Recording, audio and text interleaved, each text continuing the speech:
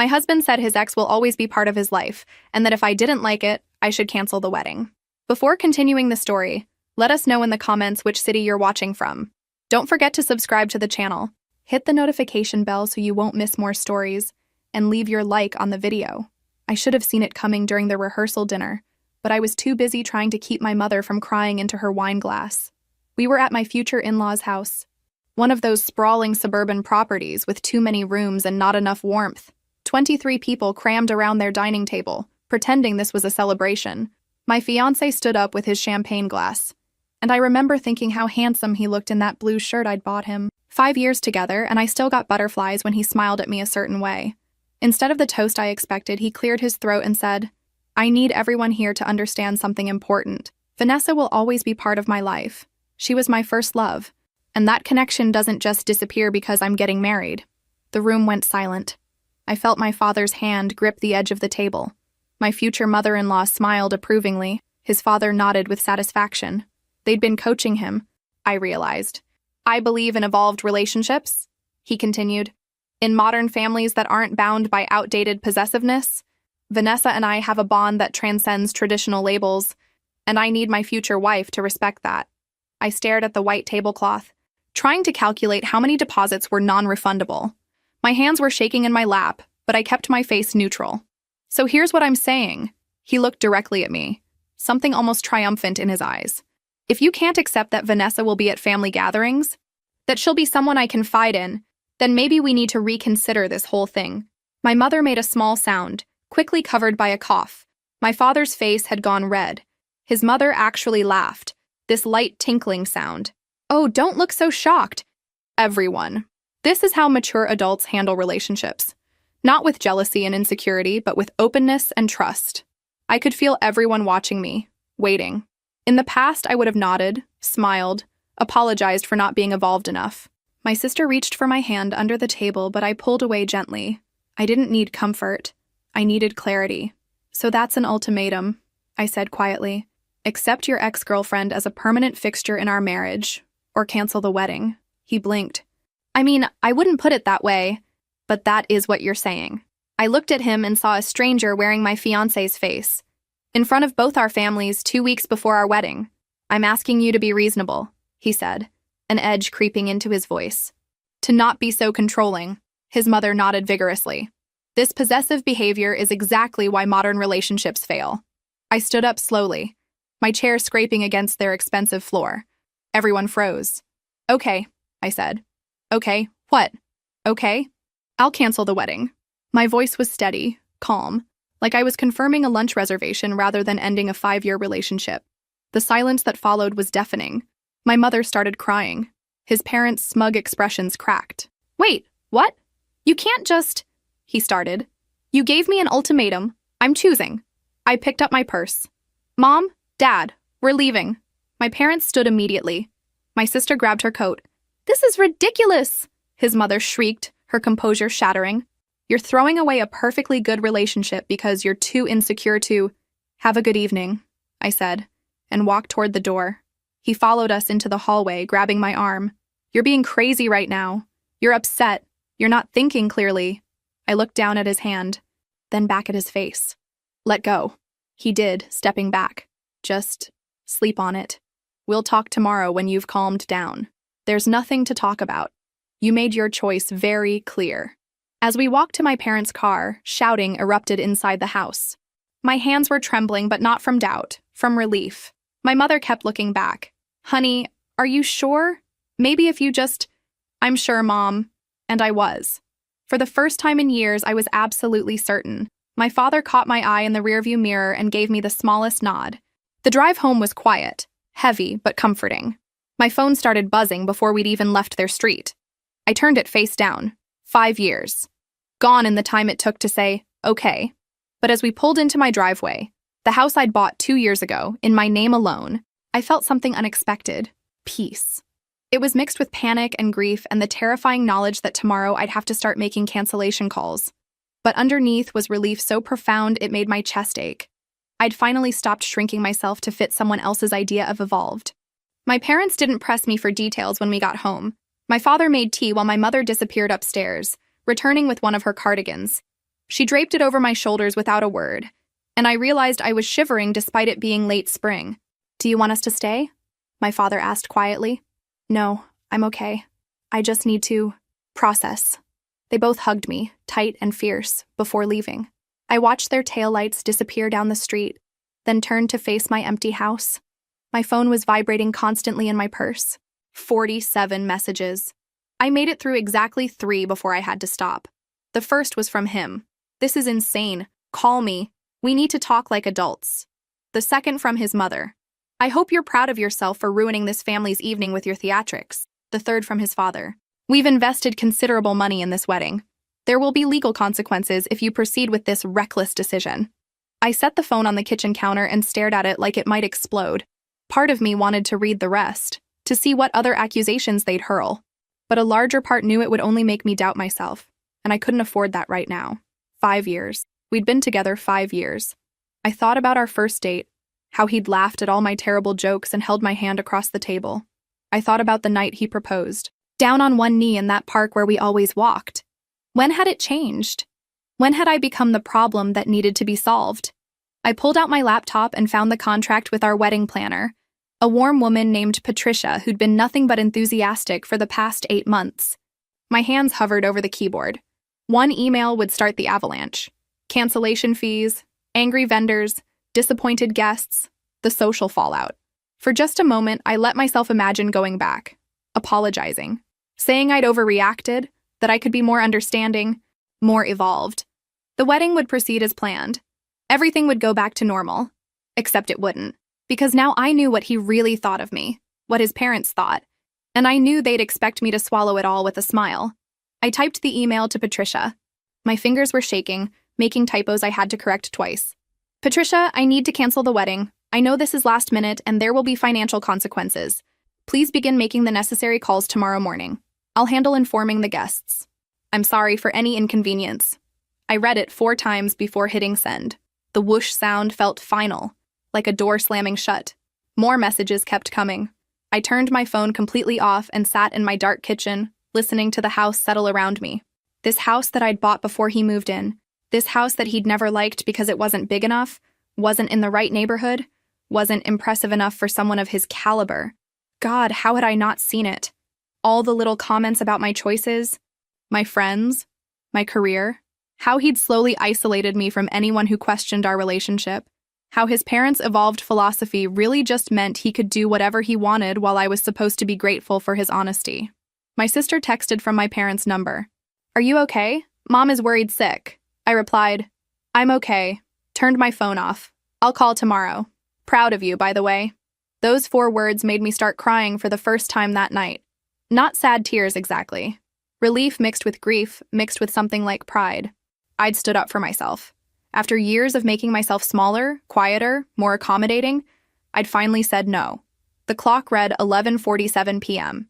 In 12 hours, I'd have to start facing the reality of what I'd done. The canceled venue, the returned gifts, the awkward conversations with relatives, the financial disaster I was about to unleash on his family, who'd insisted on paying for everything so they could control every detail. But tonight, sitting in my kitchen in my mother's cardigan, I felt something I hadn't felt in months. Like myself. Not the version of me that had been trying so hard to fit into his family's idea of evolved and progressive. Just me. My phone, now on the counter and still off, seemed to pulse with unread messages. I knew they'd escalate. His mother would call me dramatic. His father would threaten legal action. He would call me crazy, unstable, unable to handle adult conversations. Let them, I thought. Let them think whatever they needed to think. I'd chosen myself. And tomorrow, when I woke up, I'd start building a life where that was enough. I went upstairs to my bedroom, the one I'd decorated before he moved in, with the curtains he said were too feminine and the reading chair he claimed took up too much space. I sat in that chair and opened the book on my nightstand, the one I'd been reading in secret because he'd mocked my taste in fiction. Outside, the neighborhood was quiet. Inside, I felt the first stirrings of something that would take me weeks to fully recognize. Freedom. Patricia called at 8:15 a.m. I'd been awake since 5, staring at my ceiling, mentally preparing for this conversation. "I've started making calls," she said, her voice careful. "I wanted to give you a heads up about the financial situation before his family contacts you. How bad is it?" She paused. The venue required a 70% deposit, non-refundable. The caterer, 50%. The florist, photographer, band, cake, all have cancellation clauses. We're looking at approximately $95,000 in losses. I felt dizzy. $95,000? His father signed all the contracts. Technically, he's liable for the cancellation fee. She hesitated. I'm sorry. I know this isn't easy. After we hung up, I sat with my coffee growing cold. $95,000. His father had insisted on paying for everything, had made such a show of his generosity at every planning meeting. Now that generosity was going to cost him. My phone, which I'd turned back on to talk to Patricia, immediately started buzzing. His father's name flashed on the screen.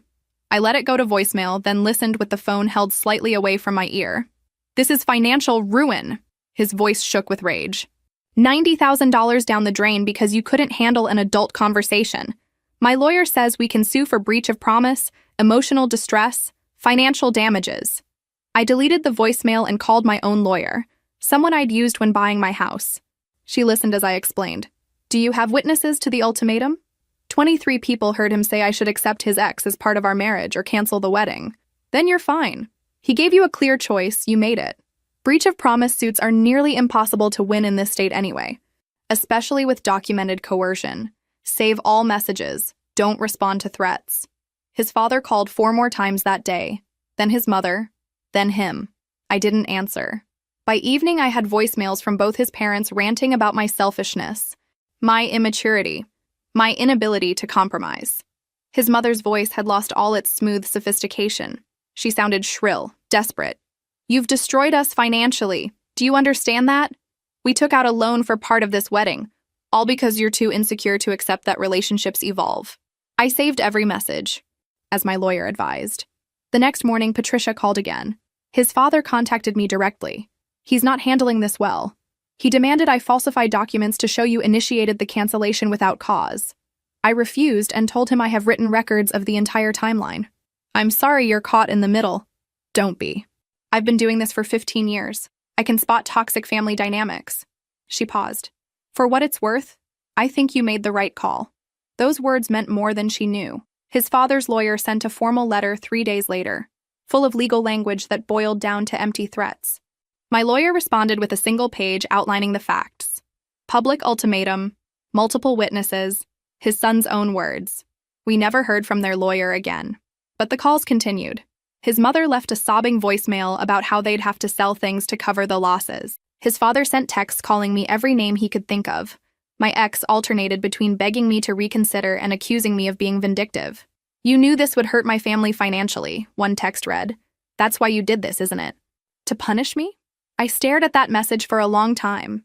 The delusion was almost impressive. He'd given me an ultimatum at a dinner party, and somehow I was the villain for taking him at his word.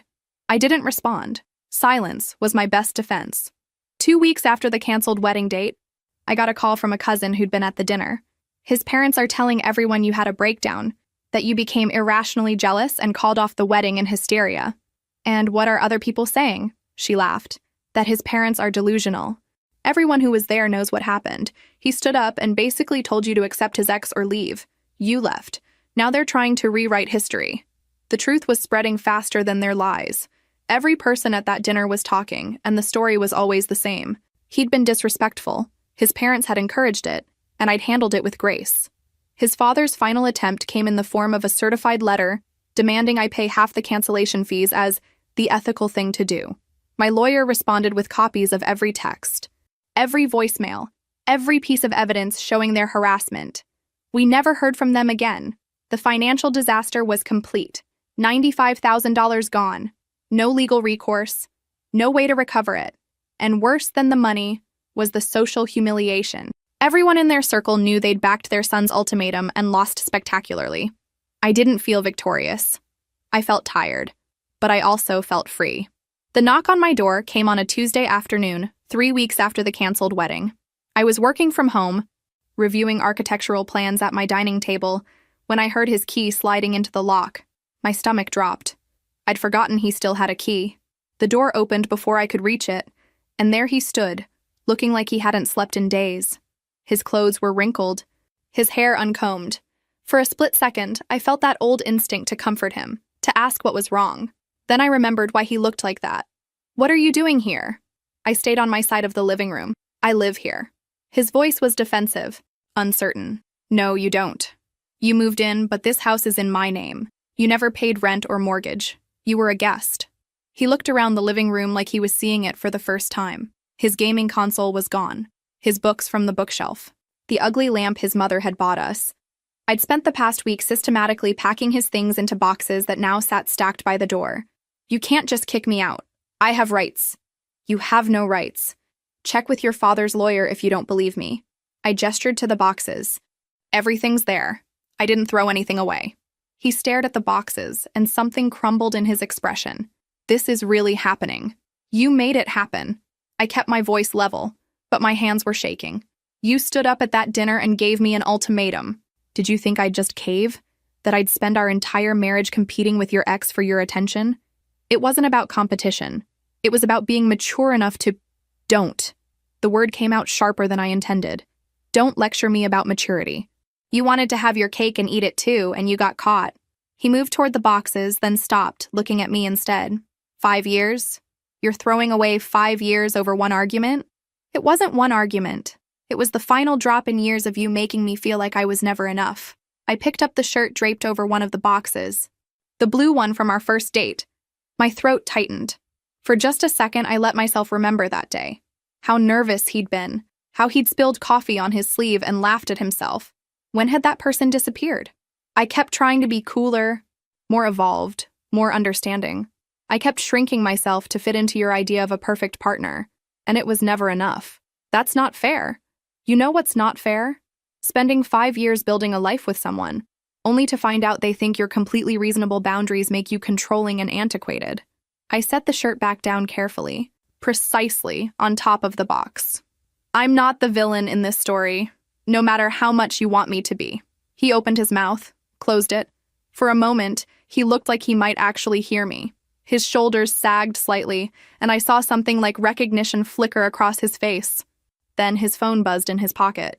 He glanced at it, and when he looked back up, his face had hardened. "My parents were right about you. You're dramatic. You can't handle anything that doesn't fit your traditional little fantasy." And there it was. The real him, or maybe the him his parents had created. The one who thought respecting boundaries was oppressive and expecting monogamy was controlling. "Get out," I said quietly. "These are my things. Take them and get out. I'm changing the locks tomorrow." He started loading boxes into his car, making multiple trips. I stayed at the dining table pretending to work, but really just listening to the door open and close, each trip feeling like another piece of the past 5 years being carried away. On his 4th trip, he nearly dropped a box and swore under his breath. I didn't offer to help. On his final trip, he stopped in the doorway, one hand on the frame. "You'll regret this. When you're alone and you realize how good you had it." "I already know how good I have it," I interrupted. "I have a house I own, a career I love, and parents who don't manipulate me into thinking emotional abuse is enlightenment." "What do you have?" He didn't answer. Just grabbed the last box and left, pulling the door closed behind him with more force than necessary. I sat in the silence after he left, waiting for the breakdown I thought would come. The tears, the second-guessing, the urge to call him back and apologize for being so harsh, but it didn't come. Instead, I felt this strange lightness, like I'd been holding my breath for years and could finally exhale fully. The next morning, a locksmith came and changed every lock. New keys, new deadbolts, even the one on the back door. The house felt different afterward. Truly mine for the first time since he'd moved in 2 years ago. I called my father that evening. He came by yesterday, got his things. "How are you holding up?" "Better than I expected." I looked around my living room, noticing all the small changes that made it feel like me again. The space where his gaming setup had been, the empty spot on the bookshelf, even the air felt cleaner somehow. "I think I'm going to be okay, Dad." "I never doubted it," he said, and I believed him. That night, I slept better than I had in months. The first person to ask about the canceled wedding was my hairdresser. I'd known her for years, and she'd been excited to do my wedding hair. Now she was carefully cutting my ends while I explained what had happened. "Wait, he said that? In front of everyone?" Her scissors paused mid-snip. "Yep. Gave me an ultimatum and everything." "And his parents were okay with it?" "They encouraged it. His mother actually laughed when she saw how shocked everyone was. She shook her head, resuming her work. Well, you know what they're saying about you, right? My stomach tightened. What? That you had some kind of emotional breakdown. That you called off the wedding because you couldn't handle modern relationships. She caught my eye in the mirror. But everyone I know who is actually there is telling a completely different story. Over the next 2 weeks, I heard variations of this conversation repeatedly. His family had launched a full campaign to paint me as unstable, jealous, and irrational. But they'd made a critical mistake. They'd given that ultimatum in front of 23 witnesses. My cousin called. You need to hear what people are actually saying at the country club. I'm not sure I want to. Trust me, you do. She sounded almost gleeful. His mother tried to play the victim at her book club. Said you'd abandoned her son without warning, that you were never mature enough for him. Then someone who was at the dinner spoke up and described the whole thing. Who? That woman who married into the Wellington family. She told everyone exactly what he said. How smug his parents looked. How calmly you handled it. By the end, his mother was so red-faced she left early. I felt a small, vindictive satisfaction at that image. The truth spread like wildfire. Every person at that dinner had their own network of friends, family, co-workers. Within days, the real story had reached every corner of our social circles. He'd stood up at a pre-wedding dinner, announced his ex would always be part of his life, and given me an ultimatum. I'd simply taken him at his word. His narrative crumbled under the weight of actual facts. I ran into one of his college friends at a coffee shop. He looked uncomfortable when he saw me, shifting his weight from foot to foot. Look, I just want to say, what he did was messed up. A bunch of us told him that. Thanks, I said, genuinely meaning it. His parents always did have weird ideas about relationships. We used to joke about it. He hesitated. He's not handling any of this well. The money thing, the social fallout. He keeps saying you overreacted, but I think he knows that's not true. The social humiliation was apparently worse than the financial disaster. His family had positioned themselves as progressive, evolved, above the petty constraints of traditional relationships. Now everyone saw them for what they really were. People who wanted to have their cake and eat it too, without consequences. My phone buzzed with a text from my sister. Mom just got off the phone with one of her friends. Apparently his mother tried to uninvite us from some charity gala and was told that if we didn't come, half the attendees would boycott. I laughed out loud, startling the barista making my latte. The next blow came from an unexpected source. My best friend from college, someone I'd lost touch with after getting engaged, reached out. I saw the news about your wedding. I'm sorry I wasn't there for you during the relationship. I should have said something years ago. Said what? That he was slowly isolating you from everyone who cared about you. I tried to bring it up once and you got so defensive. I backed off, but I shouldn't have. I felt a lump in my throat. I wasn't ready to hear it then. Are you okay?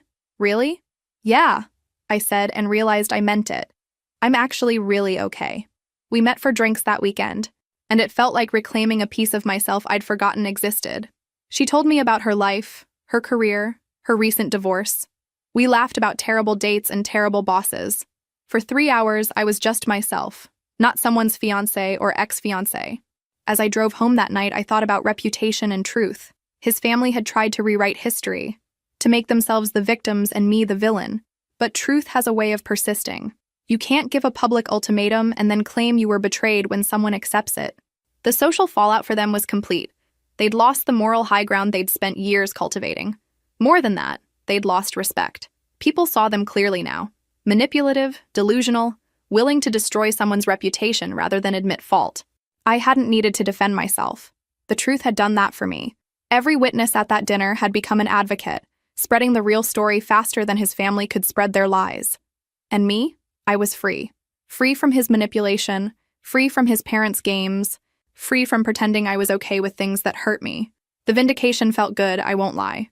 But even better was realizing I didn't need it. Whether people believed me or not, I knew what had happened. I knew I'd made the right choice. That was enough. I heard about what was happening at his parents' house through my cousin, who heard it from a neighbor who lived 2 doors down. Apparently, the fights were loud enough to hear from the street.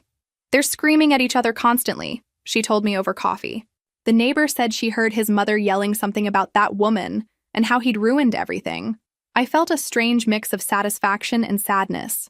Satisfaction because they were finally facing consequences. Sadness because I'd wasted 5 years with someone who came from that kind of dysfunction. A mutual friend who still talked to him gave me more details, though I hadn't asked. He's a mess, living back at home, sleeping until noon, barely eating. His dad walks around the house calculating debts out loud. His mom cries constantly and blames him for everything. Everything? The money, the social embarrassment, even things that have nothing to do with the wedding. She told him last week that she'd wasted her life raising an ungrateful son who'd destroyed the family's reputation. I set down my coffee cup carefully. That's harsh. It gets worse. His dad keeps saying he should have raised him with real values instead of all that progressive nonsense. They're basically blaming each other for how he turned out, and he's caught in the middle. Part of me wanted to feel sorry for him, but I remembered that smug look on his face at the dinner. The way he delivered that ultimatum like he was doing me a favor by being honest. The evolved, progressive family facade had completely crumbled. Under financial pressure and social humiliation, they'd revealed themselves to be exactly what they'd always accused traditional families of being: judgmental, cruel, and conditional in their love. My sister called me a few days later, breathless with gossip she'd heard at the gym.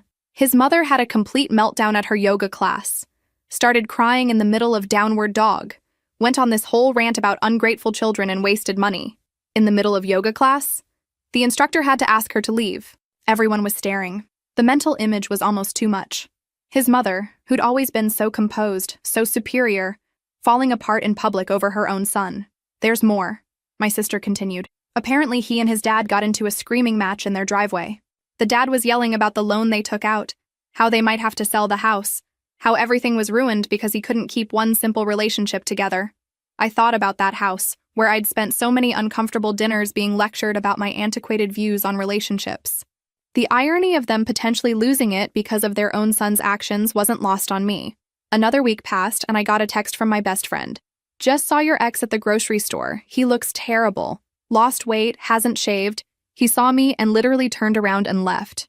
The destruction was complete. Not just financial, though that was bad enough. The real damage was to their family dynamic. They'd built their entire identity around being evolved, enlightened, better than everyone else. Now that identity was gone and they had nothing left but resentment and blame. I thought about Vanessa, his ex who was supposed to be such an important part of his life. Where was she now? Nowhere, apparently. When he'd become a liability instead of an asset, she'd disappeared. The great evolved relationship that required my acceptance had evaporated the moment he had nothing left to offer. My mother called one evening. I ran into his mother at the market. She saw me and tried to hide behind the produce section. That must have been awkward. I almost felt bad for her. Almost. My mother paused. She looked like she'd aged 10 years. I understood what my mother meant. There's something particularly devastating about having your worldview completely destroyed. His family had believed they were enlightened, that their way of thinking was superior. Now they were facing the reality that their evolved philosophy had been nothing more than an excuse for selfishness. And it had cost them everything. The environment at their house, from what I kept hearing, had become toxic. The parents blamed the son. The son blamed them for raising him with unrealistic expectations. Everyone blamed me for not being understanding enough, even though I'd simply taken them at their word. There was no mutual support, no evolved communication, no progressive problem-solving, just anger, recrimination, and the slow disintegration of a family that had never been as functional as they pretended. I felt something then that surprised me. Pity. Not enough to reach out, not enough to forgive, but enough to recognize that their suffering was largely self-inflicted. They'd created this situation with their arrogance and their ultimatum. Now they were living with the consequences. But mostly, I felt grateful. Grateful I'd escaped before marrying into that dysfunction. Grateful I'd stood up for myself. Grateful I'd never have to sit through another dinner where they lectured me about my inadequacies while their own family rotted from the inside. His home had become a battleground, and he was losing on all fronts. I had my peaceful house, my career, my family who actually supported me. The contrast couldn't have been more stark. Sometimes the best revenge is just living well, while others drown in consequences of their own making. Vanessa disappeared exactly when you'd expect someone like her to disappear. The moment my ex became unstable, broke, and living with his parents, she stopped returning his calls. My cousin, who followed Vanessa on social media, showed me the posts. Beach vacations, expensive restaurants, photos with a new guy who looked nothing like my ex. There was no mention of evolved relationships or fluid families, just a woman moving on to her next source of entertainment. She blocked him last week, my cousin said. Scrolling through her phone, one of her friends told me he kept texting her asking to meet up and she just ghosted him completely. The woman who was supposed to be such an integral part of his life couldn't be bothered to respond to a single message. The great transcendent connection that required my acceptance had vanished the moment he had nothing left to offer. I felt a grim satisfaction at that. Not because I wanted him to suffer exactly, but because it proved what I'd always suspected. Vanessa had never been about some enlightened approach to relationships. She'd been convenient. A way for him to keep his options open while having the security of an actual partner. 2 months after the canceled wedding, I was at a coffee shop downtown when someone sat down across from me. I looked up, ready to politely tell them the seat was taken, and found myself face to face with my ex's best friend. We'd always gotten along. He was one of the few people in my ex's life who never made me feel inadequate. Honest, straightforward, funny, without being cruel. "Hey," he said, looking uncertain. "Is it okay if I sit?" "Sure." He ordered a coffee at the counter, then returned to the table. We sat in awkward silence for a moment. "I owe you an apology," he finally said. "I should have said something before the wedding. About Vanessa, about how he was treating you, about all of it.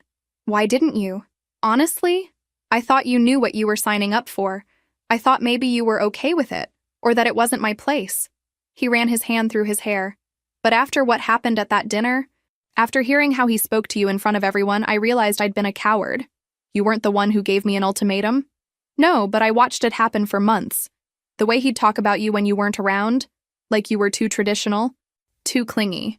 The way his parents would nod along like he was so enlightened for keeping Vanessa in his life." He shook his head. "It was all bullshit, and I knew it. We talked for an hour. He told me things I hadn't known, patterns I hadn't seen, how my ex had always been like this, even in college, how his parents had raised him to believe he was special, that normal rules didn't apply to him, how Vanessa had dated his friend first, then moved to him when the friend ran out of money. She's with some finance guy now," he said. "Saw them together last week. She didn't even acknowledge me when I waved. She sounds wonderful." He laughed, genuine and surprised. "You know what? You're handling this better than anyone expected. Better than he is, certainly. I'm just tired of being angry." We started meeting for coffee regularly after that. Nothing romantic, just friendship. Conversations about work, books, terrible movies. He was easy to talk to, and more importantly, he didn't make me feel like I needed to be someone I wasn't. One afternoon, about 3 months after the canceled wedding, he mentioned that my ex had been asking about me. "What's he saying?" "That he made a mistake. That he wishes he could talk to you, explain things better." He paused. "For what it's worth, I think he's full of it. He's not sorry about what he did. He's sorry about the consequences." "That sounds about right." "He asked if I was talking to you. I told him yes." "And?" He lost his mind. Started yelling about loyalty, about how I was betraying him. He smiled, but there was no humor in it. I told him I was being exactly as loyal as he deserved. That was the moment I realized something had shifted. This friendship felt different from anything I'd had during my relationship. There was no pretense, no games, just two people who enjoyed each other's company and respected each other's boundaries. I thought about telling him how much his honesty meant to me, but the words felt too heavy. Instead, I just said, "Thanks for having coffee with me." "Anytime," he said, and meant it. Vanessa was gone, disappeared into whatever new life she'd constructed. My ex had lost his best friend on top of everything else. The evolved family structure had collapsed entirely, revealing itself as nothing more than a convenient excuse for selfishness. And me? I had a friend who was honest with me, who apologized when he should have spoken up sooner, who didn't expect me to be anything other than myself. It felt like the beginning of something, though I couldn't quite name what yet. But there was time to figure that out. For now, this was enough. 4 months after the canceled wedding, I did something I'd been putting off for years. I booked a trip to Europe. 2 weeks in Italy and France, visiting museums and eating food that had nothing to do with anyone's dietary restrictions or preferences but my own. My ex had always found excuses when I brought up traveling together. Too expensive, wrong time of year. He didn't like tourist destinations. Now I understood he just didn't want to go with me. I wandered through the Uffizi Gallery in Florence, stood in front of the Sistine Chapel ceiling, ate pasta in a tiny restaurant in Rome, where the owner's grandmother was still making sauce in the back. I took photos for myself, not for social media. I talked to strangers, I got lost on purpose. For 2 weeks, I was just myself, not someone's fiancé, not someone's ex, not someone being judged for being too traditional. Just a woman who liked art and good food and terrible Italian spoken with an American accent. When I came back, tanned and relaxed, my office had news. The historic theater project I'd been working on for a year had been approved. It was the biggest commission of my career, a restoration that would take 18 months and establish me as a serious architect. My boss called me into her office. The board was impressed with your presentation. They want you to lead the entire project. I felt something click into place. This was what I'd been working toward, what I'd sacrificed for, what had taken a backseat during 5 years of accommodating someone else's needs and schedule. I accept, I said, and meant it with every fiber of my being. The project consumed me in the best way. Site visits, meetings with historians, late nights reviewing plans. I loved every exhausting minute of it. My friends started to come back, the ones who drifted away during my relationship. My college best friend introduced me to her book club. My sister and I started having weekly dinners again. I joined a cycling group that met on Saturday mornings. Slowly, without realizing it, I was building a life that felt authentically mine, not smaller to fit someone else's expectations, not compromised to avoid conflict, just mine. My ex's best friend, who'd become just a friend without the qualifier, texted one afternoon, "Coffee Thursday?" We'd been meeting regularly, easy conversations that flowed naturally. He made me laugh. More importantly, he listened when I talked about my work without that glazed-over expression my ex had always gotten. Over coffee that Thursday, he mentioned he'd started therapy. Really? Yeah. Watching what happened with you and him made me realize I've been avoiding my own stuff for years. He stirred his coffee. My therapist asked me why I stayed friends with him for so long when I clearly didn't respect how he treated people. What did you say? That I was a coward. He smiled, but his eyes were serious. She said that was a good start, but I should dig deeper. I found myself telling him about my own therapy sessions, the ones I'd started after the breakup, how I was learning that I'd spent years making myself smaller, quieter, less demanding, how I was working on believing I deserved better. You do, he said simply. Deserve better, I mean. There was something in the way he said it, something that made my heart beat a little faster, but neither of us pushed it. We just finished our coffee and went back to our separate lives. The theater project took up most of my time over the next few months. I worked with craftsmen who'd been restoring historic buildings for decades. I learned about preservation techniques and original materials. I fell in love with the work all over again. My parents came to one of the site visits. My father, who'd been a contractor before retiring, walked through the space with wonder in his eyes. "You're really doing it," he said. "Doing what?" "Building something that matters. Something that will outlast all of us." I looked around the gutted theater, seeing not what it was, but what it would become. He was right. This would outlast all the drama, all the heartbreak, all the wasted years. This was real. My phone buzzed. A text from my ex's friend. "Dinner this weekend? There's this new Italian place that made me think of your trip." I smiled and typed back, "Yes." It wasn't a date. Or maybe it was. Either way, it felt natural, unforced, like everything good that had been happening in my life lately. I'd stopped waiting for the other shoe to drop, for the panic to set in, for the loneliness everyone had warned me about. Instead, I'd found something better. Contentment. Pride in my work. Good friends. A life that felt full without needing someone else to complete it. 6 months ago, I'd walked away from a 5-year relationship because I refused to accept an ultimatum. Now, I was standing in a historic theater, leading the biggest project of my career, planning dinner with someone who made me laugh and actually listened when I talked. The universe, it seemed, rewarded people who knew their worth. Sometimes the best revenge really is just living well. The magazine article came out on a Thursday morning. Rising Stars in Historic Preservation, with my theater project featured prominently. There was a full-page photo of me in the half-restored lobby, hard hat under my arm, looking confident and professional. My phone exploded with congratulations. Former colleagues, old professors, friends I hadn't spoken to in years. My parents called, my mother crying happy tears. "We're so proud of you," my father said, his voice thick. The article described the restoration's complexity, the historical significance, my innovative approach to preserving original features while updating safety systems. Reading my own words, I barely recognized the confident woman on the page. 6 months ago, I'd been planning a wedding to a man who made me feel small. Now I was featured in a national magazine for my professional achievements. The gala for the theater's reopening was scheduled for Saturday night. Black tie, catered by the best restaurant in the city, attended by the mayor and everyone who mattered in our social circles. I bought a dress that made me feel powerful, deep emerald green.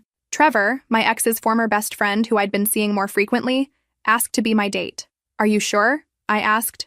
Your ex-friend might hear about it. I'm counting on it, he said with a smile that made my stomach flip. The night of the gala, Trevor picked me up in a suit that actually fit properly. When I opened the door, he just stared. You look amazing. The theater was transformed. Soft lighting highlighted the restored architectural details. The stage gleamed with fresh varnish. Crystal chandeliers I'd sourced from an estate sale caught the light. People kept stopping me to congratulate me. The mayor shook my hand and talked about preserving the city's heritage. The Historical Society president asked about my next project. My boss introduced me to potential clients. Trevor stayed at my side, not hovering but present. When conversations got technical, he'd get drinks. When I needed a break, he'd somehow sense it and suggest we look at the restored balcony. This is incredible, he said, looking around. You did this. I had a whole team. You led them. You had the vision. He turned to face me. You should be proud. I was proud. For the first time in years, I'd accomplished something entirely mine, that nobody could take credit for or diminish. The mayor called me to the stage to accept an award for historic preservation. I gave a short speech, thanking my team and everyone who'd worked to restore the building's character. As I stood on that stage, I spotted my parents in the third row, beaming, my sister filming, my college friends who'd driven 2 hours to be there, Trevor in the back, applauding with genuine pride. This was my moment. Mine alone, not shared with someone who thought I was too traditional, not compromised, just mine. After the program ended, people mingled with champagne. A photographer from the magazine asked for more photos. I posed in front of the restored proscenium arch. One more with your date? The photographer suggested. Trevor stepped into the frame, his hand resting lightly on my back. We smiled, and the camera flashed. I knew that photo would end up somewhere. That word would get back to my ex. Good, I thought. Let him see what I'm doing. Let him see that I'm thriving. Later, as the crowd thinned, Trevor and I stood on the restored balcony, looking down at the nearly empty theater. Thank you for being here tonight, I said. Wouldn't have missed it. He paused. Can I tell you something? Sure. I've been wanting to ask you out, officially, for weeks. But I kept thinking it was too soon, or weird because of the history. My heart was pounding. And now? Now I'm tired of pretending this is just friendly coffee. He turned to face me fully. I like you. I like who you are, what you value, how you've handled everything. I'd like to take you to dinner, as an actual date, if you're interested. I looked at him, really looked at him. Trevor had been there through the worst of it, had apologized for not speaking up sooner, had become someone I looked forward to seeing. No manipulation, no games, no attempts to make me smaller. I'm interested, I said. He smiled, that genuine smile that made his eyes crinkle. Good, because I was running out of excuses to text you about random things. We stood there on the balcony, the restored theater behind us. The city lights spread out before us. 6 months ago, I'd been crying over a broken engagement. Now I was here, successful and confident and maybe beginning something new, with someone who actually saw me. The contrast was overwhelming. As we left the theater that night, Trevor's hand found mine. It felt natural, easy, right, like everything else good that had happened since I'd walked away from that dinner party. I'd chosen myself that night. Everything else had followed from that one decision. 1 year after the canceled wedding, I stood in my new loft, boxes still stacked against the walls, and felt genuinely happy. The old house, with all its memories of him, had sold quickly. This place was mine from the ground up. Floor-to-ceiling windows, exposed brick, a balcony overlooking the city center. My business had grown beyond anything I'd imagined. The theater project had opened doors to 3 more historic restorations. I'd hired 2 junior architects and was interviewing for a third. My calendar was booked solid for 18 months. Trevor had been patient with me. We'd taken things slowly, dating properly for months before making anything official. His family, when I finally met them, was warm without being overwhelming. His mother hugged me and asked about my work. His father told terrible jokes that actually made me laugh. No games, no lectures about enlightened relationships, no manipulation. This is what normal families are like, I'd whispered to Trevor after that first dinner. Revolutionary concept, right? He'd whispered back. We'd moved in together last month, after nearly a year of dating. Not because we felt we had to, but because we wanted to. Because it made sense. Because waking up next to him felt natural and right. My sister came over to help me unpack. She stood in the kitchen, looking around with approval. You know Mom asks about you and Trevor twice a week, right? Does she? She's terrified of being pushy, but she really likes him. We all do. She paused. He's good for you. You're lighter with him. I knew what she meant. With my ex, I'd always been braced for criticism, for the next lecture about how I needed to be more evolved. With Trevor, I could just be myself. Messy, imperfect, sometimes traditional in my views, sometimes not. He didn't need me to be anything other than who I was. I'm happy, I said, realizing it was true without qualification. The theater project had led to a feature in another magazine, which led to speaking engagements, which led to consulting opportunities. I'd spoken at a conference on historic preservation. My career was everything I'd worked for. The projects challenged me. The clients respected me. My team looked to me for leadership. One Saturday morning, Trevor and I were having coffee on our new balcony when he mentioned he'd seen my ex. Where? That boutique on Maple Street. He was working there, behind the counter. I set down my coffee carefully. Working there? Yeah. I went in to get my mom a birthday present. He saw me, went pale, and disappeared into the back. I tried to imagine it. My ex, who'd been so confident about his evolved philosophy, who'd given me an ultimatum in front of 24 people, now working retail and hiding from people he knew. Did you talk to him? No, I got what I needed and left. Trevor reached for my hand. I felt bad for him. Not bad enough to engage, but bad. That's not petty. That's human. We sat in silence, watching the city wake up below us. I thought about the man I'd almost married, about the 5 years I'd spent trying to be enough for him. Part of me did feel bad. But mostly, I felt grateful I'd escaped. My phone rang. A client wanting to discuss a new project. A Victorian mansion needing restoration. I took the call while Trevor started making breakfast, comfortable in our shared space, our shared life. When I hung up, he'd made omelets and fresh coffee. Good news? He asked. Great news. Another project. I sat across from him. This is going to sound strange, but I'm glad everything happened the way it did. Yeah? If he hadn't given me that ultimatum, I'd probably be married to him right now. Miserable, but married. Instead, I have this. I gestured around our loft, but meant everything. My career, my confidence, him. Instead, we have this, he corrected, and kissed me softly. Later that week, my mother called with gossip she'd heard through her friend network. His parents had downsized significantly. The financial losses from the canceled wedding, combined with some bad investments, had forced them to sell their house. They'd moved to a condo across town. And him? I asked, unable to help myself. Still living with them, from what I hear. Trying to start some coaching business, but it's not going well. She paused. I know I shouldn't take pleasure in their misfortune. But you do. A little bit? Yes. She laughed. Is that terrible? It's honest. I thought about Vanessa, his ex who was supposed to be such an integral part of his life. Last I'd heard, she was engaged to someone else. The evolved family structure had collapsed entirely. Meanwhile, I was building something real. A career that fulfilled me. A relationship based on mutual respect and actual communication. A home that was mine, that reflected who I was rather than who someone thought I should be. Standing on my balcony that night, the city lights spread out before me, Trevor reading in the living room behind me, I felt something I'd never felt with my ex. Secure. Not because everything was perfect, but because I knew I could handle whatever came. I'd chosen myself a year ago. And that choice had led me here, to this moment, this life, this happiness. It had all been worth it. 15 months after the canceled wedding, I heard the full story of what had happened to my ex and his family. Not because I went looking, but because gossip has a way of finding you in a city this size. My cousin called on a Tuesday afternoon, barely containing her excitement. You need to hear this. I just had lunch with someone who knows his mother's book club friend. That's a lot of degrees of separation. Just listen. They had to sell the big house. They're in a 2-bedroom condo now. 2 bedrooms for 3 adults. His mother apparently cries about it constantly. She paused. And he's still living with them. I felt a strange mix of vindication and pity. Still. The coaching business he tried went nowhere. Turns out people don't want life advice from someone living with their parents and working part-time retail. She continued with details I hadn't asked for, but found myself listening to anyway. His father had taken a job consulting for a fraction of what he used to make. His mother had stopped attending most social events. They'd become isolated, bitter, broke.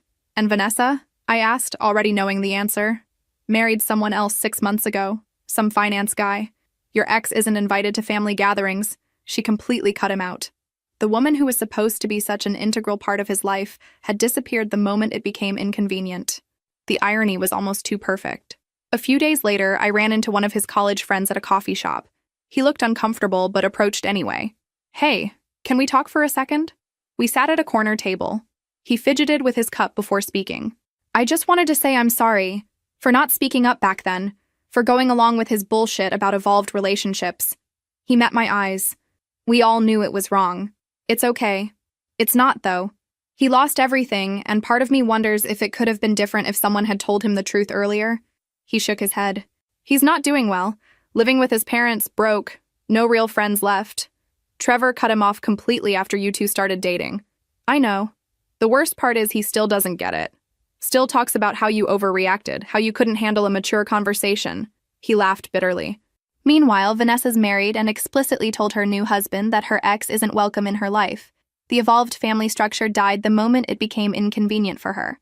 After he left, I sat with my coffee and thought about the contrast. My ex had lost his home, his financial security, his best friend, even the ex-girlfriend who was supposedly so important.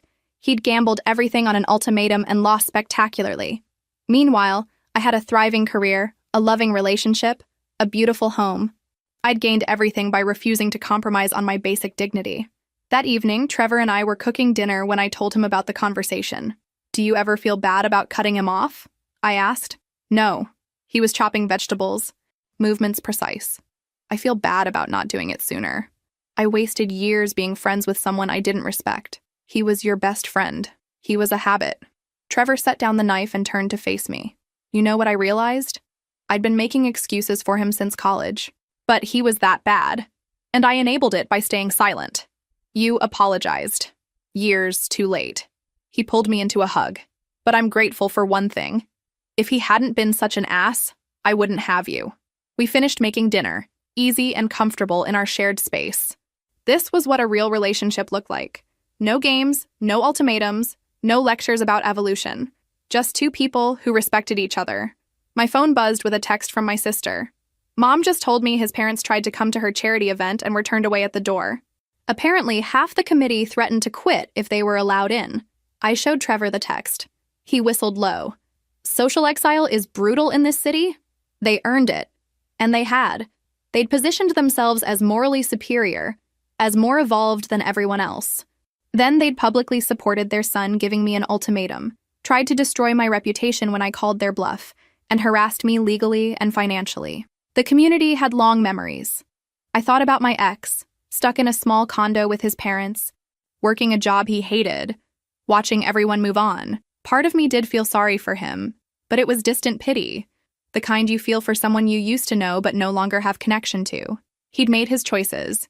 He'd stood up at that dinner and demanded I accept his ex as a permanent fixture in our marriage. He'd backed me into a corner, confident I'd cave like always. He'd been wrong, and now he was living with the consequences. Meanwhile, I was living the life I'd built by standing up for myself. Good career, good relationship, good life. Everything I deserved and everything he'd lost. Sometimes the universe really does reward people who know their worth, and sometimes it punishes those who take others for granted. Standing in my kitchen that night, Trevor's arms around me, our dinner simmering on the stove, I felt nothing but gratitude. Gratitude that I'd walked away. Gratitude that I'd found someone who actually valued me. Gratitude that I'd never have to wonder what my life would have been if I'd accepted that ultimatum. I knew exactly what it would have been. Miserable. Instead, I had this. And this was everything. The charity auction was Trevor's idea. Black tie, high-end donors, all proceeds going to historic preservation. My theater project had made me a minor celebrity in those circles, and the organizers had specifically requested my attendance. "It'll be good for business," Trevor said, adjusting his bow tie. "Plus, open bar and decent food." I smoothed down my navy dress and smiled at him. 2 years since that dinner party where everything had fallen apart and somehow come together. The venue was elegant, soft lighting and carefully arranged flowers. We checked in, grabbed champagne, and started mingling. I recognized most faces. People from the Historical Society, former clients, city council members. An hour in, I was talking to a potential client about a Victorian mansion when I saw him. My ex, wearing a server's uniform, carrying champagne glasses. He moved through the crowd with his head down. Then he looked up and our eyes met. The shock on his face was visceral, raw. He'd known Trevor and I were together, but seeing it was different. Trevor followed my gaze and raised his champagne glass slightly. Not mocking, just acknowledging. My ex looked away quickly and disappeared toward the kitchen. "Are you okay?" Trevor asked quietly. "Yeah, I'm okay." And I was. No triumph, no vindictive satisfaction, just a strange sort of closure. The woman I'd been talking to hadn't noticed. She continued discussing crown molding, and I pulled my attention back to my life, to what mattered. For the rest of the evening, I caught glimpses of him serving drinks, clearing plates always with his head down. Once, someone from the pre-wedding dinner recognized him. They exchanged words, and he hurried away looking mortified. Trevor and I danced, bid on items, talked to people who mattered for our careers. We were building something together, a partnership that actually worked. Near the end of the night, I found my ex in a service hallway, leaning against the wall with his eyes closed. He opened them when he heard my footsteps. For a long moment, we just looked at each other. "Congratulations," he said finally, voice rough. "On everything. The theater, the magazine, all of it. Thank you. And on Trevor." He swallowed hard. He was always better than me. I just didn't want to admit it. I didn't know what to say. Looking at him, seeing the complete defeat in his eyes, I couldn't twist the knife. "I hope things get better for you," I said, and meant it. "They won't." He laughed without humor. "My parents blame me for everything. Vanessa won't acknowledge I exist. Trevor chose you over me, which, fair. I have a job I hate, live with people who hate me." He really looked at me then. "You were the best thing that ever happened to me, and I destroyed it because I was too arrogant to see what I had. You gave me an ultimatum. I know. I thought you'd cave. You always had before." He shook his head. "I thought I was so evolved. Turns out I was just selfish. I need to get back." "Yeah, of course." He pushed off the wall. "For what it's worth, I'm sorry. For all of it. You deserved better." "I know," I said simply, and walked away. When I rejoined Trevor, he took one look at my face and pulled me into a quiet corner. "You talked to him. Briefly." He apologized. "How do you feel?" I thought about it. 2 years ago, that apology might have meant something. Now, it was just words from someone I used to know. "I feel nothing," I said, surprised by my own honesty. "It's like looking at a stranger." Trevor kissed my forehead. "Good. That means you've actually moved on." We left shortly after, walking to our car hand in hand. Behind us, the auction continued, and somewhere in that building, my ex was still serving drinks, still living with consequences of his arrogance. I thought about Vanessa, married to someone else, completely removing him from her life despite all his talk of evolved family structures. His parents, bitter and broke in their small condo. Trevor, who'd lost a friend but gained someone who actually appreciated him. Most of all, I thought about myself. The woman who'd sat at that dinner table and accepted an ultimatum by walking away. Who'd built a career she loved, found a partner who respected her, created a life that was authentically hers. "What are you thinking about?" Trevor asked as we drove home. "How grateful I am. For everything. For you. For my career. For that night when I finally chose myself. Best decision you ever made." "Second best," I corrected. "Best decision was giving you a chance." He laughed, that warm, genuine laugh that made me fall for him. "I'll take second place." We drove home through quiet city streets, toward our loft and the life we'd built together. Behind us, my past was serving drinks at a charity auction. Ahead of us was everything we still had to build. Sometimes the best revenge isn't revenge at all. It's just living well, choosing people who value you, and building a life worth living. I'd learned that lesson sitting at a dinner table while my ex gave me an ultimatum. I'd learned it by walking away, by rebuilding, by refusing to settle for less than I deserved. And now, 2 years later, I had everything. Not because I'd destroyed him, but because I'd chosen myself. That choice had made all the difference.